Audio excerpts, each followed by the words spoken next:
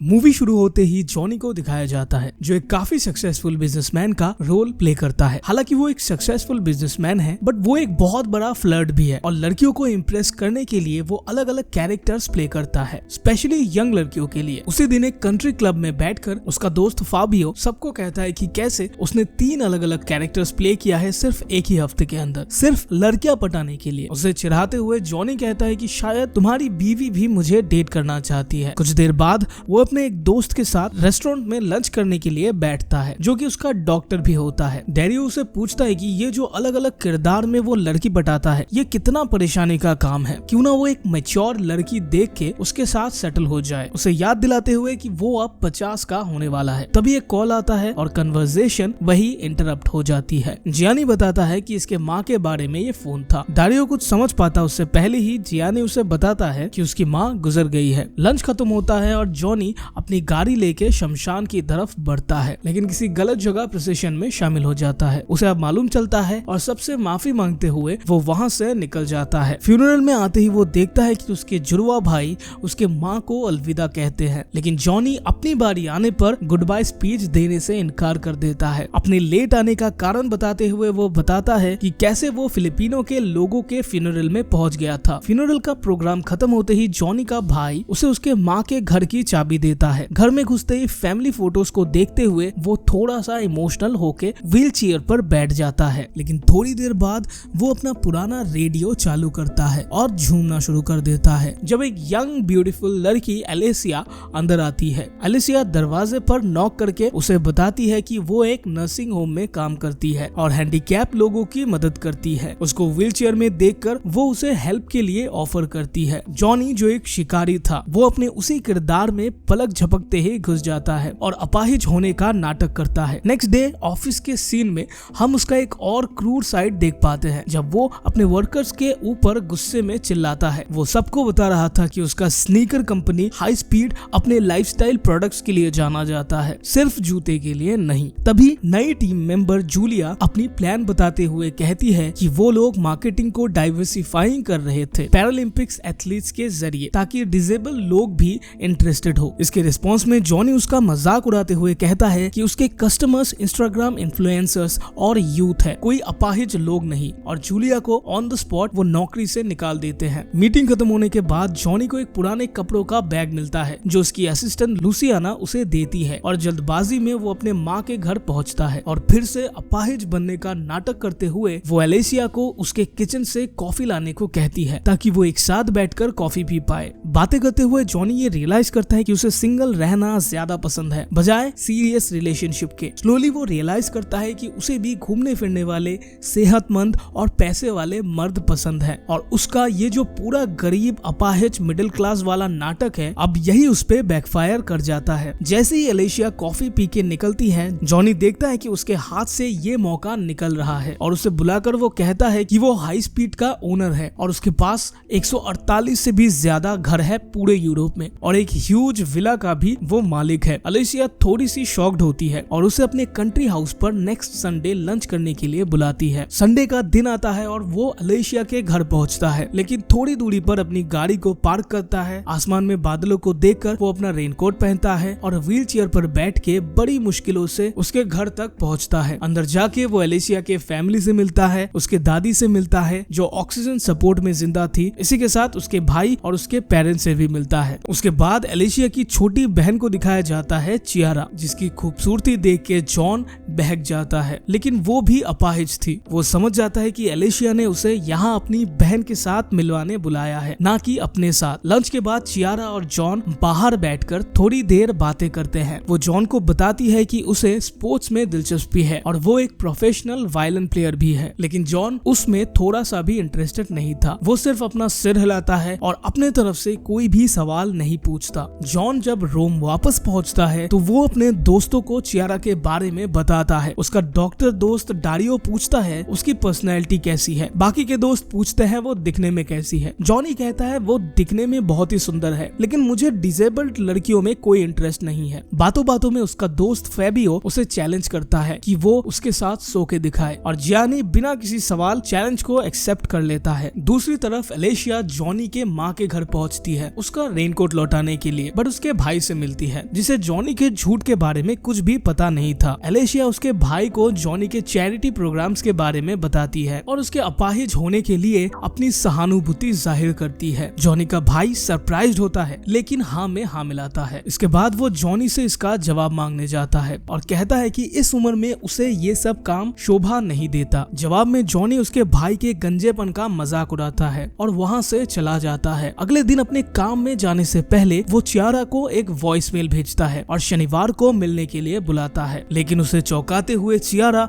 उसी दिन सुबह सुबह उसके ऑफिस में पहुंच जाती है। उसे देखकर जल्दबाजी में वो रियलाइज करता है कि ऑफिस में कोई भी व्हीलचेयर नहीं है, इसीलिए वो डेस्क पर छलांग लगाकर बैठ जाता है। चियारा उसे बताती है कि वो शनिवार को उससे मिल नहीं पाएगी, लेकिन उसे इनवाइट करती है डिसेबल्ड लोगों की टेनिस टूर्नामेंट को देखने जाने के लिए। उसे इम्प्रेस करने के लिए जॉनी एक फेक स्टोरी बनाता है, ये कहते हुए कि कैसे उसके कंपनी डिसेबल्ड एथलीट्स को सपोर्ट करने का काम करती है। इसके बाद जॉनी अपने व्हीलचेयर में मैच देखने पहुंचता है, जहां वो देखता है चियारा अपनी डिसेबिलिटी के बाद भी बहुत ही बढ़िया तरीके से टेनिस का मैच खेल रही थी, जिससे वो इम्प्रेस हो जाता है। और मैच के बाद चियारा जॉनी को लंच में इनवाइट करती है अपने डिसेबल्ड दोस्तों के साथ, लेकिन ये एक्सपीरियंस जॉनी के लिए अच्छा नहीं था, क्योंकि उसके दोस्त हजारों सवाल पूछते हैं उसकी डिसेबिलिटी को लेके, जो उसी रात को वो अपने सपने में भी देखता है। नेक्स्ट सीन में जॉनी ट्रेन में घूमने आता है, जहाँ चियारा ऑर्केस्ट्रा में परफॉर्म कर रही थी। वो एक लोकल शॉप से एक इलेक्ट्रिक व्हीलचेयर खरीदता है और बैल्कनी वाली सीट पर जाकर बैठ जाता है और जिंदगी में पहली बार उसे क्लासिकल म्यूजिक सुनना अच्छा लगता है। कॉन्सर्ट के बाद वो चियारा को सरप्राइज विजिट करता है। वो उससे पूछती है कि वो यहाँ पर क्या कर रहा है, तो जॉनी झूठ बोलता है और कहता है कि वो यहाँ अपने काम के सिलसिले में आया था। इसके बाद दोनों एक रेस्टोरेंट में पहुँचते हैं डिनर के लिए, और इस बीच जॉनी उसे सब कुछ सच सच बता देना चाहता है, लेकिन वो बस यही कह पाता है कि उसने ये झूठ बोला है कि वो यहाँ काम के बहाने से आया था। वो मानता है कि वो यहाँ सिर्फ उससे मिलने आया था। इतने में उसका इलेक्ट्रिक व्हीलचेयर उससे कंट्रोल नहीं होता और वो इधर उधर सरकने लगता है, जैसे कि कोई नौसिखिया पहली बार व्हीलचेयर को ऑपरेट कर रहा था। डिनर के बाद चियारा उसे अपने साथ होटल में बुलाती है, जहाँ ये दोनों किस करते हैं, लेकिन चियारा अपने आप को संभाल लेती है, जिससे हमारा जॉनी डिसअपॉइंट हो जाता है। टूरिन से लौटने के बाद जॉनी अपने डॉक्टर दोस्त से पूछता है कि क्या पैराप्लेजिक्स लोगों का इरेक्शन होता है। डारियो उसे बताता है कि हाँ होता है, बट चियारा के लिए ये जानना जरूरी है कि उसकी कौन से हिस्से में स्पाइनल इंजरी है, और जॉनी को समझाता है कि उसके बारे में भूल जाए, उसे याद दिलाते हुए कि वो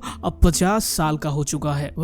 जॉनी हंस के इस बात को वही छोड़ देता है। अगले सीन में जॉनी चियारा को डिनर के लिए बुलाता है। दूसरी तरफ चियारा अपने बहन को सब कुछ बताती है कि कैसे जॉनी उसे बहुत अच्छे से ट्रीट करता है, उसकी कमियों को नजरअंदाज करते हुए। अगले दिन चियारा जॉनी के बड़े से घर में पहली बार आती है और आसानी से उसके घर में व्हीलचेयर में घूमती है, लेकिन जॉनी यहाँ वहाँ टक्कर खाते हुए आगे बढ़ता रहता है। डिनर के दौरान वो बताती है कि कैसे उसकी बॉडी पैरालाइज्ड हुई। जॉनी भी उसका एक फेक स्टोरी बना के बताता है कि उसके साथ भी वैसे ही कुछ हुआ है जैसा डॉक्टर क्रिस्टोफर रीव्स के साथ हुआ था। चियारा कहती है रीव्स गर्दन से लेकर पैर तक पैरालाइज्ड थे। जॉनी अपने झूठ को छुपाने के लिए कहता है मैं घोड़े से गिर गया था। यह सुन के चियारा हंस देती है और अपनी भयानक कार एक्सीडेंट के बारे में जॉनी को बताती है कि कैसे एक्सीडेंट के बाद उसके को पैसेंजर की गर्दन की हड्डी टूट गई थी, लेकिन बैकसीट पर मौजूद वायलिन पर एक खरोच भी नहीं आई। लेकिन मेरी किस्मत तो देखो, मेरे दोनों पैर पैरालाइज्ड हो गए। मूड को थोड़ा लाइट करने के लिए जॉनी अपने सरप्राइज को रिवील करता है। वो उसे एक रबर ट्यूब देता है जिसे उसे अपने सीने से लगाने को कहता है। फिर वो एक बटन प्रेस करता है और कमरे में धीरे धीरे पानी भरने लगता है। उस ट्यूब के मदद से अब ये दोनों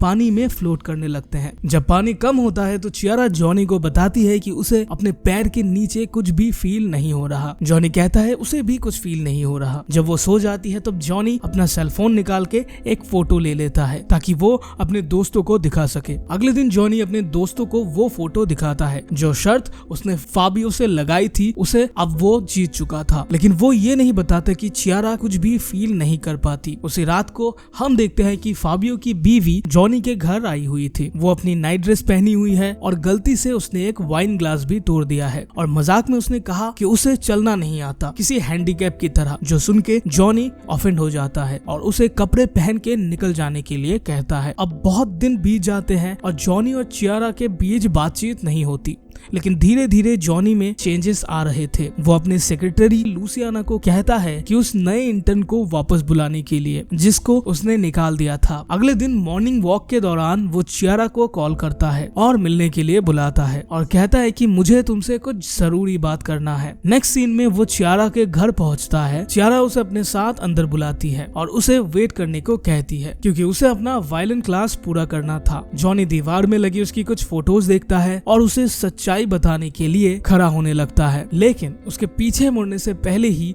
वो दोबारा बैठ जाता है। चियारा कहती है तुम पहले से अच्छे तरीके से व्हील चेयर को ऑपरेट कर रहे हो। वो लोग आपस में किस करते हैं और चियारा उसे पूछती है उसके कन्फेशन के बारे में, लेकिन जॉनी हिम्मत नहीं जुटा पाता और क्विकली टॉपिक को चेंज कर देता है। इसके बाद वो लोग कुछ देर तक बात करते हैं, जहाँ चियारा उसे बताती है कि कैसे उसके एक्स ने उसके एक्सीडेंट के बाद उसे छोड़ दिया था। चियारा ये भी कहती है कि झूठ और धोखेबाज लोगों से उसे सख्त नफरत है। यह सुनकर जॉनी घबरा जाता है। वो अपने सीक्रेट को अपने अंदर रखने में ही अपनी भलाई समझता है। चियारा उसे अपने दोस्तों से मिलने के लिए जिद करती है, जिसके बाद जॉनी लूसियाना और डारियो को लेके उससे मिलने निकलता है। डारियो कहता है कि तुमको उससे प्यार हो गया है तो क्यों ना अपने प्यार का इजहार करके उसे सब कुछ सच सच बता दो। अगर तुम नहीं बताओगे तो हम बता देंगे। इसके बाद जब डिनर खत्म होता है तो डारियो जॉनी को सच बोलने के लिए इशारा करता है। उसे हेजिटेट करता हुआ देख डारियो डिसाइड करता है कि अब वो चियारा को सब सच सच बता देगा। तभी सडनली जॉनी अपने ऊपर सूप गिरा देता है और उसे अपने साथ बाथरूम में आने को कहता है। बाथरूम के अंदर डारियो कहता है कि उसे अब सच बताना ही पड़ेगा। ये झूठ अब बहुत लंबा खिंच चुका है, लेकिन तभी उनको इंटरप्ट करते हुए एक रेस्टोरेंट एम्प्लॉय आ जाता है और एक झटके में ही जॉनी टॉयलेट सीट पर बैठ जाता है ताकि वो समझ ना सके जॉनी चल सकता है। रात भर वो पैरालाइज्ड बने रहने की एक्टिंग करता है और सच सामने नहीं आ पाता। यहाँ जॉनी का भाई एलिशिया के घर पहुँचता है और जॉनी के झूठ के बारे में सब बता देता है। गुस्से में एलिशिया जॉनी के पास आती है और सबके सामने उसे थप्पड़ जड़ देती है और जॉनी को 2 दिन का वक्त देती है चियारा को सब सच बताने के लिए। उसी दिन रात को जॉनी उसके पापा से मिलते हैं, जो उसी की तरह एक कैसिनोवा एक दिलफेक आशिक थे, और उसके पापा उसे समझाते हैं कि उन्हें आज भी ये अफसोस है कि वो एक अच्छे हस्बैंड नहीं बन पाए, और वो जॉनी को समझाता है ताकि वो भी सेम गलती ना करे और जल्दी सच का इजहार कर दे। खैर जॉनी को ये पता था कि अगर वो सच बोल देगा तो उनका रिश्ता यहीं पर खत्म हो जाएगा। तभी एक अनाउंसमेंट होती है जहाँ बताया जाता है कि होटल वाले एक यूरोपियन सिटी टूर के लिए जा रहे हैं, जहाँ का पानी विकलांगता को ठीक कर सकता है। और ये सुनने के बाद इन दोनों के दिमाग में एक आइडिया आता है। जॉनी चियारा को वहाँ ले जाएगा और ये प्रिटेंड करेगा कि वहाँ के पानी के वजह से उसका पैर ठीक हो गया है, जिससे वो मान जाएगी। दूसरी तरफ एलिशिया अपनी बहन को समझाने की कोशिश करती है कि मे बी जॉनी उसके लिए परफेक्ट लड़का नहीं है। तभी जॉनी का फोन आता है जो उसे अपने साथ लौट जाने के लिए कहता है, जिससे एलिशिया काफी सरप्राइज्ड हो जाती है और पूछती है कि पूरी दुनिया में इतने जगहों को छोड़ के आखिर कोई लौट क्यों जाना चाहेगा। चियारा बताती है मे बी जॉनी किसी चमत्कार में विश्वास रखता है इसीलिए, और आखिरकार वो एलिशिया को बताती है कि उसे मालूम है जॉनी अपाहिज नहीं है। जब वो व्हीलचेयर पर बैठकर चलने की कोशिश करता है तभी वो समझ गई थी कि उसे चलना आता है, वो अपाहिज नहीं है। चियारा कहती है उसने इस झूठ को चलने दिया क्योंकि उसे अच्छा लग रहा था जॉनी के आंखों में उसके लिए प्यार देखकर। नेक्स्ट सीन में ये ग्रुप अपने डेस्टिनेशन में पहुंचता है, जहां फादर वॉल्टर सबको ग्रीट करते हैं और वो जॉनी को चर्च में अकेले मिलने बुलाते हैं। जब जॉनी अंदर जाता है तब फादर उसे कहते हैं कि उन्हें पता है जॉनी चल सकता है, और बिना किसी एक्सप्लेनेशन के वो जॉनी को कहता है कि तुम सबसे पहले खड़े नहीं होगे, इससे लोगों की आस्था पर चोट पहुंच सकती है, जिससे वो झूठे चमत्कार में मानने लगेंगे। इसके बाद जॉनी चर्च के बाहर आ जाता है अपनी व्हील चेयर को चलाते हुए। इसी बीच चियारा अपनी व्हील चेयर लेके रोड के बीचों बीच आ जाती है बिना आसपास देखे। तभी एक ट्रक फुल स्पीड में उसकी तरफ बढ़ने लगता है। जब जॉनी ये देखता है तब वो अपने पैरों पैरों पर खड़ा हो जाता है और उसे खींच के दूर ले आता है। सब कुछ जानते हुए भी चियारा प्रिटेंड करती है उसे कुछ नहीं पता और रोते हुए सबको बताती है चमत्कार हो गया है, वो अपने पैरों पर खड़ा हो चुका है। इतना कहकर वो बस में चढ़ जाती है और रोते हुए वहाँ से निकल जाती है। रोम में लौटकर अब जॉनी की दुनिया धीरे धीरे बिखरने लगती है। फाबियो को अपनी बीवी के अफेयर के बारे में पता चल जाता है। इसी के साथ लूसियाना भी कंपनी को रिजाइन करके चली जाती है। उदास जॉनी अपनी माँ के कब्र के पास आता है और जिंदगी में पहली बार अपनी माँ के लिए उसका प्यार जाहिर होता है। इसके बाद वो जूलिया को हायर करता है और उसे एक नए एड कैंपेन की जिम्मेदारी दे देता है जिसको उसने पहले निकाल दिया था। उदास होकर वो चियारा से मिलने के लिए उसके घर पर आता है जहाँ उसे उसकी ग्रैंड माँ दिखाई देती है। वो उन्हें बताता है कि कैसे अब चियारा उसका फोन रिसीव नहीं करती। दादी उसे कहती है कि चियारा एक स्मार्ट लड़की है, वो तुम्हारे झांसे में नहीं आएगी। जियानी ये सुन के कहता है कि वो 50 का है बट सिर्फ अपने एज के हिसाब से, वो मेंटली स्टेबल नहीं है और वो चियारा के लिए अपने प्यार का इजहार करता है और कहता है कि मैं एक बेटर इंसान बन के दिखाऊंगा। तब दादी कहती है कि चियारा स्पोलेटो नाम के एक जगह जा रही है तुमसे बचने के लिए। दादी उसे बस की टाइमिंग और रूट भी बताती है ताकि वो उसे वहां जाने से रोक सके, लेकिन जाने से पहले दादी उसे रोक के कहती है कि अगर तुमने दोबारा चियारा का दिल दुखाया तो मैं तुम्हें सच में हैंडीकैप बना दूंगी। थैंकफुली यहाँ वो चियारा की बस को रोक देता है। चियारा उसे देखकर बड़ी ही काम रहती है और बताती है उसे किसी की जरूरत नहीं है और वो जियानी को कम्प्लीटली अब इग्नोर करती है और बस ड्राइवर को बस आगे बढ़ाने को कहती है। अगले सीन में हम जॉनी को देख पाते हैं जो अपने मॉर्निंग रूटीन के हिसाब से रनिंग कर रहा होता है। अपने गिल्टी और फ्रस्ट्रेशन में वो तब तक भागता है जब तक उसका शरीर जवाब नहीं देता और एवेंचुअली वो अपने घुटने के बल बैठ जाता है। लेकिन सरप्राइजिंगली उसे चियारा अपने व्हील चेयर पर बैठी दिखाई देती है। जब वो पूछता है कि वो यहाँ क्या कर रही है तब चियारा उसी की भाषा में कहती है वो बस यहाँ किसी काम के सिलसिले में आई थी। अपने पास्ट को भुलाकर वो उसे अपने पास बुलाती है और अपने गोदी में बिठाकर व्हील चेयर से उसे एक राइड देती है। लास्ट सीन में हम देखते हैं कि एलेशिया जो अब उसके भाई को डेट कर रही थी, उसकी फैमिली और दादी जी सभी मिलकर उसके 50वां बर्थडे सेलिब्रेट करते हैं और जियानी चियारा को अपनी बाहों में उठाकर डांस करते हुए किस करता है और स्लोली मूवी यहाँ खत्म हो जाती है।